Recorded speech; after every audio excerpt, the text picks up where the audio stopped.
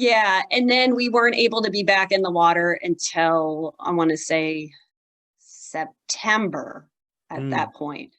So out of essentially 6 months, we were in the water for 6 weeks. And even like our senior level kids, they were in the water during that 6 weeks, maybe 3 times for 45 minutes. yeah.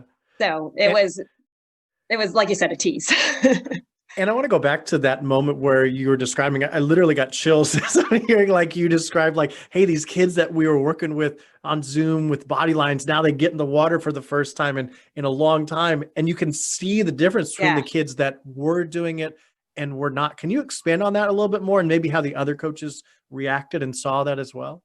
Well, it was it was just this thing that you'd see around the pool, where it whether or not they were swimming or say kicking on a board, especially kicking on the board, we do a lot with snorkel, so that they're maintaining that nice line with a, Oh, yeah. Hmm. their head in line, and just you'd see a coach on the side of the pool just pointing at a kid like with the mouth open. They're like, I knew exactly what they were talking about. Like, look, they are holding that position Mm. uh, better than they did before this. And here they are, you know, like we're hoping that they can swim a 50 today instead of a Right. And that's 25. such a big deal for like little kids, especially, right? Yeah. Like they're just wiggling all around trying to figure out where Yeah. their body is going up and down the pool. So yeah, that's gotta be a Yeah. stark contrast from all of a sudden seeing boom, just a solid line right down the pool.